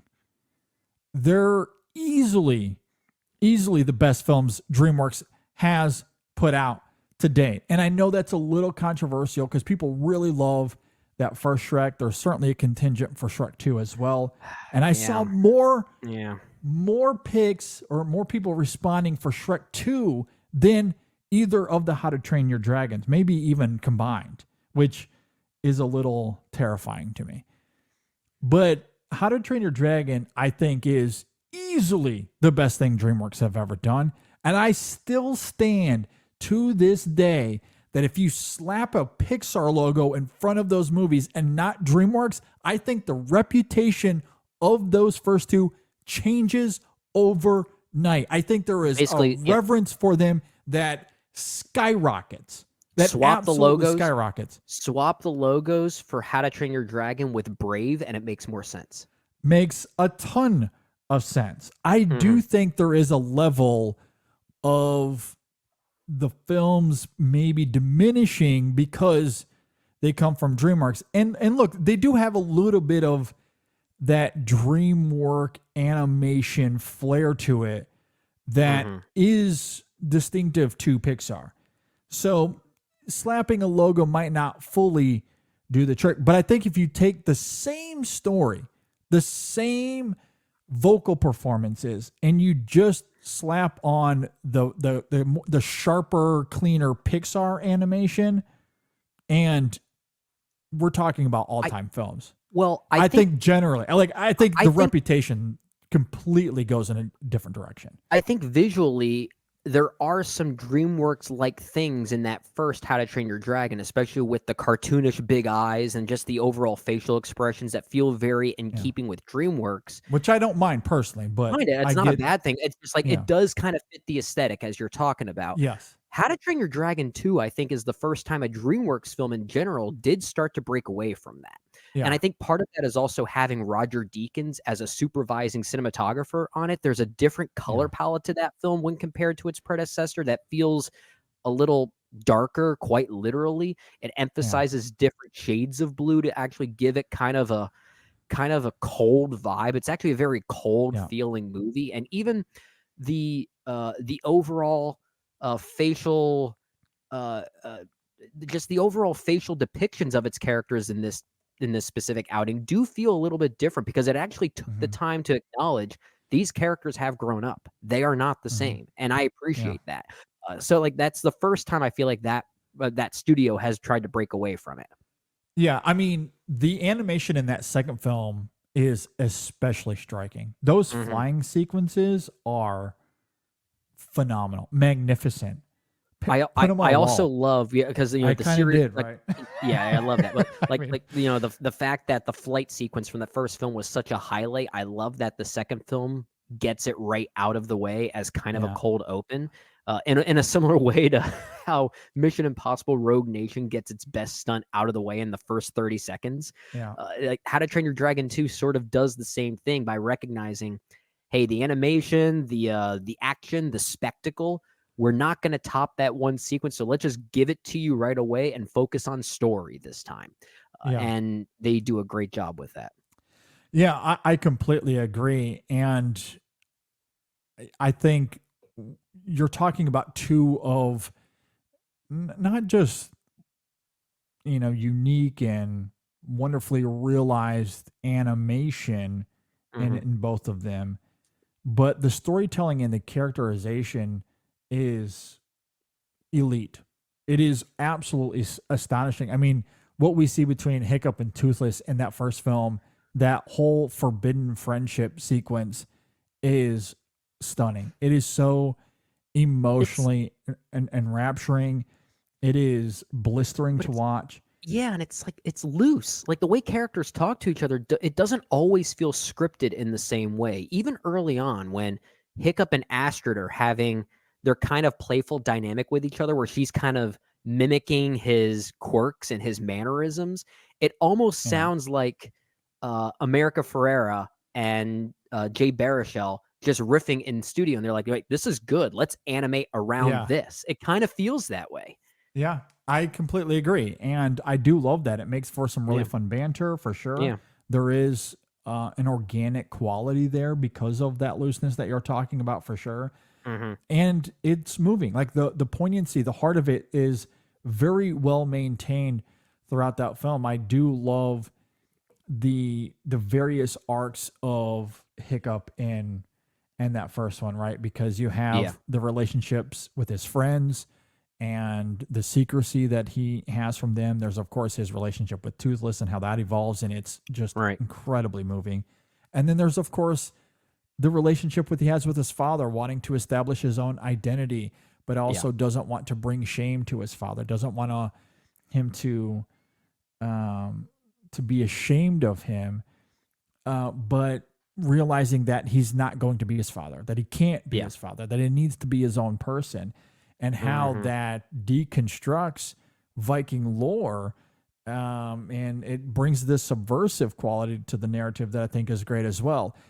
And then you get to the second film, how his mother becomes involved, how all of that comes together. I mean, that moment when Toothless and his father and his mother come together, and he realizes that she's alive, and oh my gosh, I mean, incredibly moving. I mean, there's not a dry eye in the house during that whole moment. And then you talk about the bold, daring places it goes. I mean, that's a film that goes to Lion King territory in terms of the bold choices that it makes that you just don't get in a lot of... It feels like a movie. Like, it feels like a cinematic movie. It's on the same level as like an Avatar kind of experience to me. Like, it feels big and luscious and huge and meaningful and important. It's just daring in the way that it conveys tone. I completely agree. And, like we've said many times on the show that it is the best animated sequel today. And there are great animated sequels. There's certainly a debate to be had there, but I think that film is in the conversation. It's not just a statement for, like to be a hot take. I think it's in the conversation again. Yeah. That is a film that genuinely should be in the conversation with the Toy Story 2 and 3s of the world.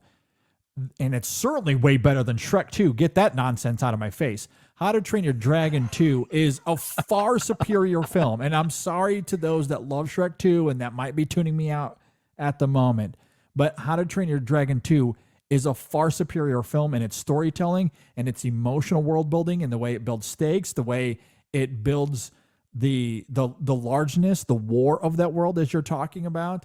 And it takes bolder risk. It just does than Shrek 2. Shrek 2 is a fine, entertaining film, but it does not have the daring qualities. Not even close. I've never been much of a Shrek guy, if I'm being honest. Shrek 2 is probably my favorite of them, but it just never was my thing. It never was. Yeah, it's not really my thing either, so I guess take that for what it's worth. Yeah. But I think How to Train Your Dragon, and I know we're spending a lot of time here, but this concludes our review of the How to Train Your Dragon films. I was quite passionate about this because, again, I just wasn't seeing people talk about it even today when I was asking people, and it felt like this was such an obvious choice, and it wasn't getting the amount of responses I think it deserved. And I truly think those two films are two of the best animated films of all time. I wonder if it's just that acknowledgement in people that they think it's the obvious choice and they think it's too obvious and they're trying to refrain from playing that game. And that's, I don't defend that. I don't defend that, but that's, that could be the case. I don't know. Yeah, and not everyone was giving me 10 choices. They were giving me, 3, 4, 5, depending on the person. And look, I'm asking this without any warning whatsoever. So a lot of people are thinking, well, I'll respond to this. This film, that film. Like they're thinking off the cuff and might not have even thought about How to Train Your Dragon. So a lot of my passion that's coming out here could be a little myopic, a little unwarranted, perhaps. I don't know.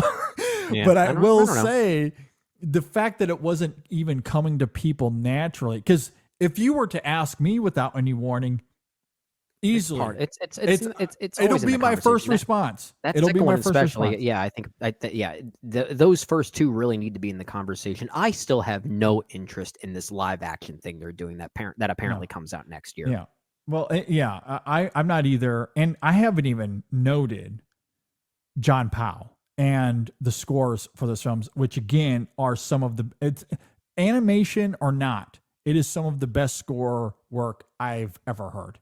It is stunning what he does with those movies. You look at John Powell as a composer and his entire filmography, the shift from his earlier work into How to Train Your Dragon is almost like Howard Shore shifting from what he did and then all of a sudden doing Lord of the Rings. Yeah, it's a little jarring. Yeah. In the best kind of But- ways, as if like they were born Yeah. to do those They movies. were born to make those movies. Absolutely. It is an absolutely ridiculous score that is fun. It's very fun. It's very moving. Like that whole track, Forbidden Friendship, it is, and like that'll bring me to tears. But then, you know, you listen to like some of the racing scenes or some of the dramatic stuff at the end, and like there's a lot of fun to be had with the cues there. Like, For sure. it's just phenomenal. Like like from the animation to the storytelling to the character work to the score, like everything about those films is immaculate. The first two especially. I will stand up for the third film. I still think it's good. It's not as polished as the first two. I do agree. It really But- sticks the landing. I have to give it credit it for really really sticks the sticking the landing. landing of the trilogy. The first half, I don't think is very good anymore, though. I think it really struggles to get to that final act now. Okay. I guess we'll disagree there, but I Yeah. haven't seen the film since 2019 when it came out. So I will have to give that a go. But either way, I will certainly stand up and champion those first two. They're special as- movies. They're special as movies. all-timers, for sure. So that is my number one. Okay. So we spent a lot of time on your number one. I think we can round through the rest of these pretty quickly, maybe. I know what your number two is. There's the process of elimination. I have a hunch of what your number two is, but I guess should we just get to my numbers 1 and 2, and then we can get to your last number Sure. 2 just to round this out? Yeah, let's do Because it. I know with my numbers 1 and 2, one of them I know you've seen, and I don't think it's anywhere near your list. The other one, I don't even think you've seen yet. So I can't really talk too much about it because I don't want to set you up for something that might, I Yeah, guess. I have not seen Mary and Max yet. You have not seen Mary and Max. yeah. That's my number one. And it's you have to see it soon, especially given the fact that Adam Elliott has a new film coming out this year with Memoir of a Snail. So you have no choice but to catch up with Mary and Max, which is a beautiful tale of friendship, of pen pals specifically. A 44-year-old man in New York with an 8-year-old girl in Melbourne, Australia. And I'll just simply say I think it's one of, if not the best movies to depict autism. And it actually is about that. And I can't take credit for that analysis. I don't even have experience with that personally or even in my family or anything like that. But I've seen pieces from people who have that experience talk about Mary and Max as one of the best reflections of that particular diagnosis, which I think is very refreshing to see, something we don't often talk about. So Mary and Max is my number one. My number two is actually My Life as a Zucchini from 2016. That is extremely shocking. So I the did reason not see that coming at all. that's a film I always liked when I first saw it back in 2016, but for the purposes of this exercise, I decided to give it a rewatch when I noticed something I ignorantly just didn't know about the film beforehand, that it was written by Celine Sciamma. The same Celine Sciamma as Petite Maman. Here we go. And I went back into it thinking, okay, this movie is under 70 minutes long. I have time to squeeze this in before this podcast. I'm now going to watch it as not just a film of its year, but also as a film that was written and the idea stemmed from Petite Maman herself. And, maybe that's a biased way of looking at it because I still think Petite Maman is the best film of this particular decade thus far. But I really appreciated this minimalistic slice of life movie that depicts the life of an orphan in a way that we don't always see. A very different lens to it, and how the friendship and the things that exist at the orphanage are not always the things that are harrowing about that experience. It's a very different lens that I really have come to appreciate, and I don't think there's really much of a misstep in that movie. So yeah, looking at it through a new lens, maybe a very skewed lens to say the least. I think it's a very beautiful film. So yes, Mary and Max, my number one. My Life is a Courgette as my number two. Did not see that coming at all. And I'm guessing this is not anywhere near your list, or at least it's not. Yeah, No. I didn't think so. No, not in my top 30. I do really like it. I mean, that's a film that is impossible not to like. For sure. It is very endearing, very charming. I do really like it. I don't know if I like it works really well for all the reasons you're talking about. I just don't know how deep that goes for me. Oh, it's very slight. Yeah. But I Yeah. think that's maybe one of our. We often say we have the same brain, but there are sometimes varying things when it comes to theme and emotion and drama that you respond to that I don't respond to, and vice versa. For sure. And Yeah. I tend to respond more to very slight narratives than maybe you do, and that's where this film really thrived for me. Yeah, no, that's very fair. Yeah. Mhm. Yeah, it just doesn't quite carry the same heftiness as some of these others. But I do really like, I mean, it is impossible to not like that movie. Impossible. Objectively. Mhm. Impossible to not like that movie. And I would Uh, also say it's damn near impossible to not like what I think your number 2 is. And I think at the very least, it's one of the best scored animated films of the 21st century. I'm thinking of the same one, right? Probably. I'm going with the French-Japanese film, The Red Turtle. That's what I was thinking. Yeah. Michael Duke DeWitt, who wrote and directed that film. Yeah, The Red Turtle is a film that blew me away. The first time I watched it was under really unique circumstances because when it came out, Sam was, I don't think he was quite 2 yet, if I remember correctly. Because we got the film in, well, maybe it was, no, yeah, because, yeah, it was May of 2017, now that I'm looking at my letterbox here. That's when I loved it. So Sam would have been I guess he would have been, no, he would have been a year and a half. Yeah, sorry, math is difficult. So, as I've noted, I'm not great at math. Not my best subject. So he was a year and a half, little toddler running around my house. And here comes this movie called The Red Turtle. And I'm watching him at home. My wife is at work. And so it's just me and him. I put on this movie. It was a Saturday morning. I remember this like it was yesterday. And I put on this film, and it ends up being this extremely evocative, beautiful film about love and connecting and perseverance, specifically as it relates to the cyclical nature of life and death. It's about realizing that good things can come from really hard experiences and the importance of that realization, because tragedy can strike at any time. Yeah. And I'm watching this, and given what I just said there, I know that's a little vague. When you watch this film, tragedy absolutely strikes For sure. this family that we see as they're living on this island.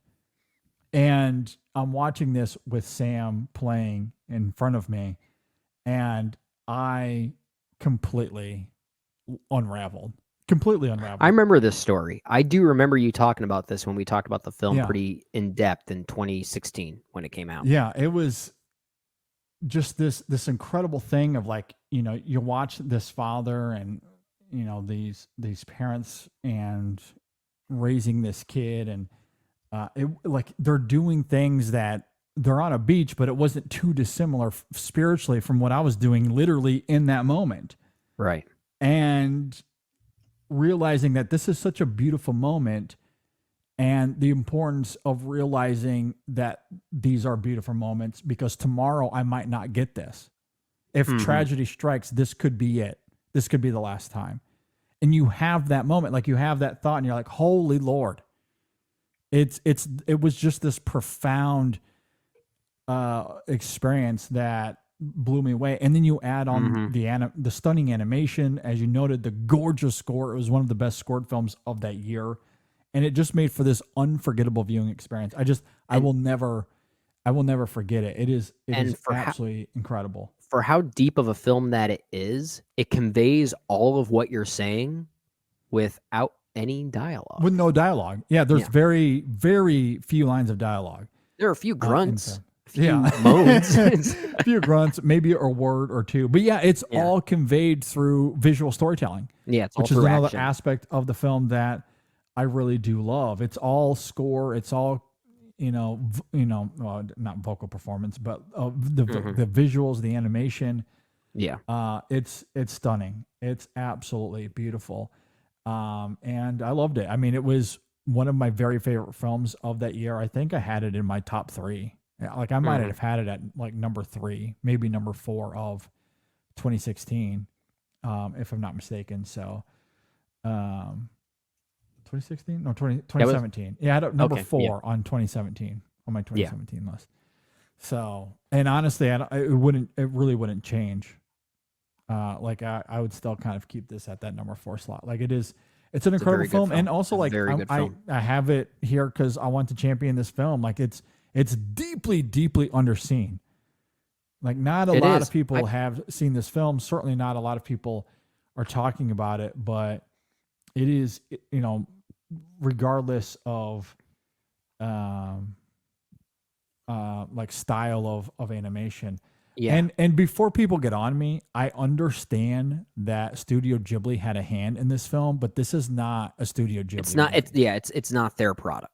It's not their product. Not their product. Yeah, and I would count it as well. I have it at number 14 in my top 20. Okay. So I think it's really good. Okay, but I know that they had a hand in it, so I just want to call that out before the comments begin. Before the corrections come in. Exactly. I'm aware. Before we get but actually. No, I hear you. Not a Ghibli film. Not a Ghibli film in the traditional sense. So. Right. I absolutely love it. So yeah, this is my number 2. I think that rounds out our top 10s. Okay, so you want to list, since we went out of order again, let's go ahead and order 10 through 1. Yeah, my number 10 was Anomalisa. Number 9, Kubo and the Two Strings. Number 8, Millennium Actress. Number 7, Spider-Man Across the Spider-Verse. Number 6, Fantastic Mr. Fox. Number 5, Wolfwalkers. Number 4, The Triplets of Belleville. Number 3, How to Train Your Dragon 2. Number 2, My Life as a Zucchini. And number 1, Mary and Max. Okay, at number 10, I had Song of the Sea. 9 was Kubo and the Two Strings. 8, Millennium Actress. 7, Flea. 6, Guillermo del Toro's Pinocchio. 5, Wolfwalkers. 4, Across the Spider-Verse. 3, Fantastic Mr. Fox. 2, The Red Turtle. And number 1, How to Train Your Dragon. What do you got as honorable mentions? Honorable mentions, if I do my top 20 from 11 through 20, I have, in order from 11 through 20, Marcel the Shell with Shoes On, The Lego Movie, Guillermo del Toro's Pinocchio, The Red Turtle, that first How to Train Your Dragon, I did separate them, I Lost My Body, Coraline, Rango, Persepolis, and then Tokyo Godfathers at number 20. Okay. Okay, I'll make sense of that here in a moment. At number 11 for me is Robot Dreams. At number 12, I have A Scanner Darkly. 13, I Lost My Body. 14, Coraline. 15, The Lego Movie. 16, The Secret of Kells. 17, Persepolis. 18, Waltz with Bashir. 19, Isle of Dogs. And number 20, Tokyo Godfathers. Hey, we at least owed ourselves one more direct crossover. In that direct in the 7. So that is 4, right? 4 out of the top 20? Direct crossovers. We cross over a lot, but we don't often cross over that directly. That's pretty incredible. I will say, to round out my 21 through 30, I also had Marcel, Anomalisa, Your Name, Waking Life, Rango, Paprika, Cloudy with a Chance of Meatballs, the first Shrek, the first Kung Fu Panda, Apollo 10.5. I would throw in there as honorable mention. Apollo 10.5 is really good. Yeah. Good stuff. One question I did have, and maybe we don't want to ponder on this too much for the sake of time, but did you try doing this exercise as a top 10 if we were to consider Disney, Pixar, and Ghibli and to see how things would change? I haven't really looked into that, but it certainly would make it a lot more difficult, right? Because simply on the Pixar side, Inside Out is going to be right there. That might even be number 1. I was going to say, maybe number 2 behind How to Train Your Dragon. That would be extremely difficult. But I was going to say, you also have The Wind Rises.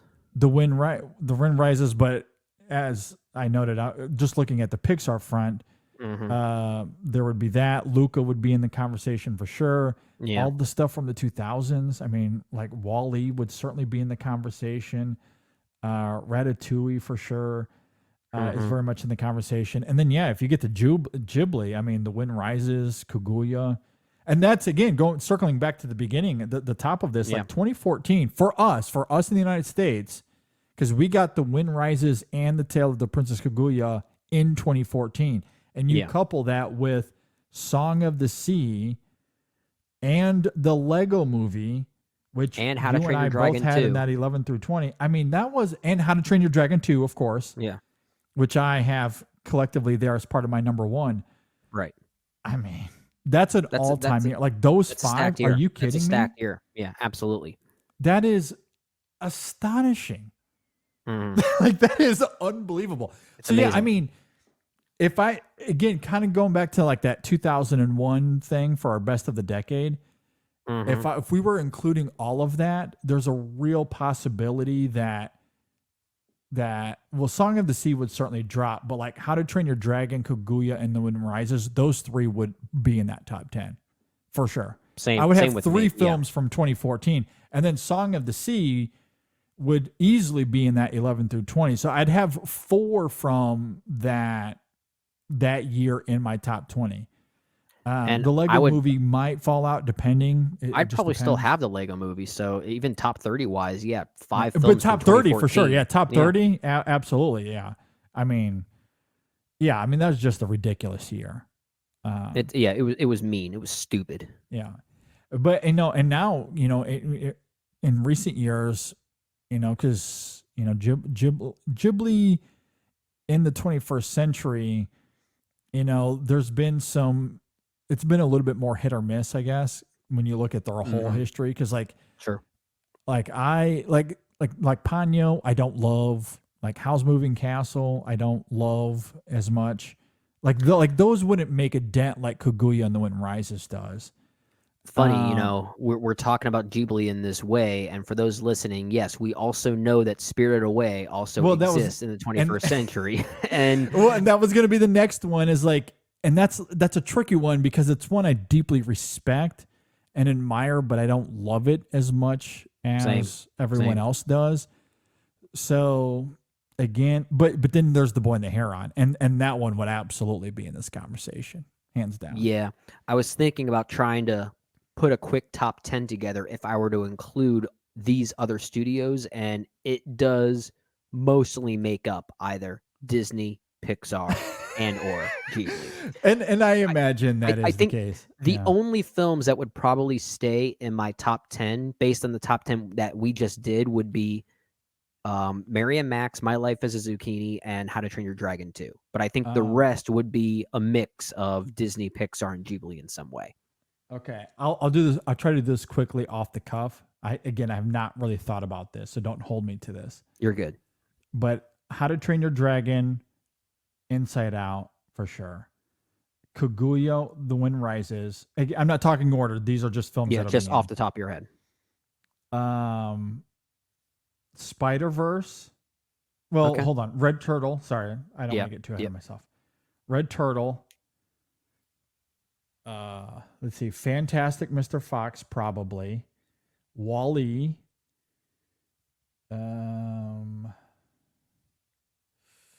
What am I missing here? The Boy and the Heron. Okay. So that's 8, right?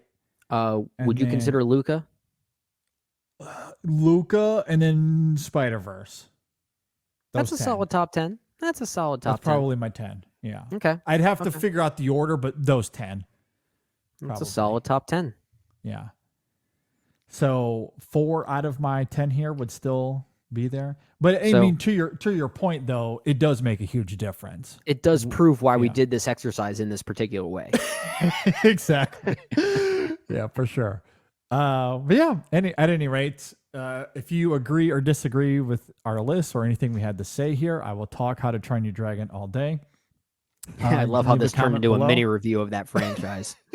You can leave a comment below if you're watching on YouTube. If you're listening on Apple Podcasts or Spotify, reach out to us on social media, Facebook, Twitter, Instagram, Letterboxd. You can email us InSessionFilm@gmail.com. With that, we'll go ahead and wind down here. Just want to reiterate, we have 3 reviews out this week. We have Transformers 1, which will be coming out soon if it's not out already. We will also be talking about The Substance, and we will be talking about His 3 Daughters, which is available on Netflix as well. So we're going to be getting into those 3 films. There's also going to be a new Chasing the Gold this week. Shadon and Erica continue to talk about TIFF. There'll be a new Women in Session out as well. So it's going to be a very, very busy week on the podcast. Lots of content coming out. Make sure you subscribe and stay tuned for all of that. Brendan, anything else before we get out of here for this show? If I may just make a quick music note that's also related to movies. We talked about this offline. My band got to play the Rocky Steps over the weekend. So, of course, we quickly tried to teach ourselves Gonna Fly Now by Bill Conti, and we played a little snippet of it. I think if we do this event next year, I'm going to convince my bandmates to learn the entire Rocky IV soundtrack. There you go. You should do that. Yeah. Like, imagine like a band is playing on the Rocky Steps for this particular charity event, and people out there is like, they want to hear something from Rocky, and we just rock out a little bit of No Easy Way Out by Robert Tepper. Like that's my dream. That's my dream right there. Yeah, definitely. That'd be really cool. I'm glad you guys got a chance to do that. That's very fun. Yeah, you have to keep us updated if you get another chance to do it and bring in a little Rocky in. We'll film it. Yeah, we'll have to film it. If not, you can always do Running with the Wolves. You know, yeah, totally associated with Rocky. Exactly. Wolves, Rocky, it's all the same thing. He's now the Irish Stallion. Exactly. Okay, well, with all of that said, I don't think I have any final thoughts here other than it's officially fall, and that means it is my favorite season now. It's a good season. It's fantastic. So I don't know if, well, I think if is doable. I don't know when it's going to happen, but I think Brendan and I might have some VIB content coming soon as well. I know it's been a minute, but we have an idea for a VIP episode we want to do. Yeah. So we'll try to figure out the timing on that as well. Yeah. But in the meantime, thanks for listening. Thanks for watching. Go watch some awesome animated films. Yeah. And we'll see you next time on the InSession Film Podcast. How to Train Your Dragon. Rule. Animation. So good.